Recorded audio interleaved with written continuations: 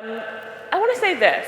So we in America, and really this is happening in polities all over the world, are divided in a variety of ways, polarized in a variety of ways. We're racially polarized, that's not new, right?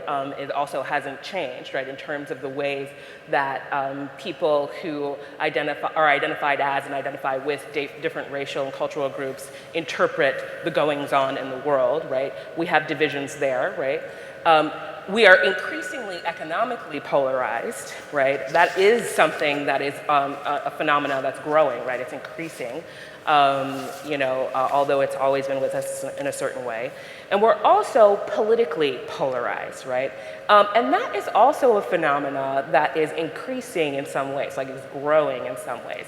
However, it's not growing in the ways that many people think that it's growing in, okay? So when we think about political polarization, oftentimes, us political scientists, but I also think that people in general, oftentimes we think of political polarization as issue polarization, right? Like, we are politically polarized because we disagree about these topics, right? And so that's often why we think, well, what we need to do is spread knowledge and information, right? And knowledge and information is good, right? Certain ways of talking with each other is really good, but it doesn't address, or it doesn't directly address this other way that we're polarized, right? And that's by affect, right? That is by the way that we feel about each other, okay? And that is kind of what I want to be the root of what I talk about tonight, because I think that's actually where public discussion and civic spaces and civil discourse really matter, right? And I think it is in many ways the key to starting to bridge, right, as a process. That it's not solutions. I'm not offering any solutions at any time. So if that's what people came for, I'm sorry, what can I say?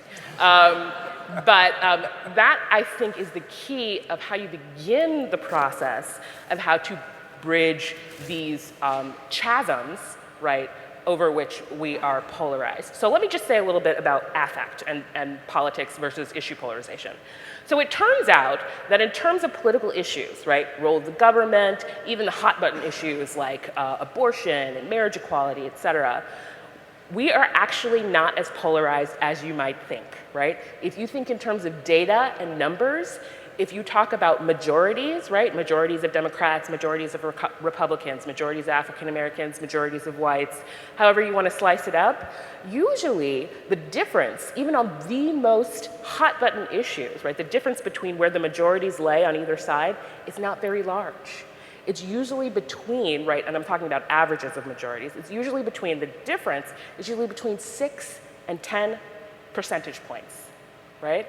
So, meaning on an issue like the role of government, right? Do you think that the government should help people who are in need, right, in economic need, right? Republicans, generally speaking, are less likely to favor this, right? But usually only at a rate of about 46 to 48 percentage points will sort of agree with that statement. Democrats, on the other hand, you'll have a majority that agrees with that, right? But only at a rate of about 53 to 58 percentage points, okay? So that difference, right, that gap is not actually that large. So if our only issue were issues, right? If the only thing we had to deal with was actually working out our differences on issues, I think we'd be in a much easier situation than we're actually in. Now let's look at affect, okay? What we know is that actually the way that people feel about each other, the way that Republicans feel about Democrats and Democrats feel about Republicans, the way that blacks and whites feel about each other, that's where you get the huge multiple digit gaps, right? So if you ask, this is actually a crazy, and by the way, partisanship at this particular moment is more important than race, right? In terms of how much you hate the other side, right? Like, so if you ask, and Thomas Edsall and Shanto Iyengar recently did this, right?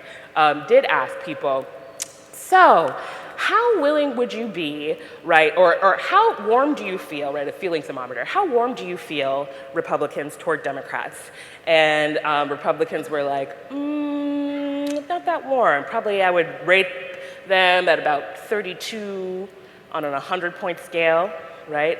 And then you ask Republicans, how do you feel about people on welfare? And they're like, probably about 50%, about 50. Democrats, on the other hand, you ask them, how do you feel about big business, right? Which is supposed to be the big boogeyman of the Democratic Party. They're like, 50 on the 100-point scale. How about Republicans? 33, right? So there's a polarization of affect that we often don't think about. And I think that that polarization of affect is where civic conversations come in, right? And also where trust comes in. Because the fact is that you can't work out issues with someone that you don't trust, even if the actual process of working out the issues is doable, would be attainable, because your difference is not that large. If you don't trust them because you don't like them, and you fundamentally feel like you're at war, right?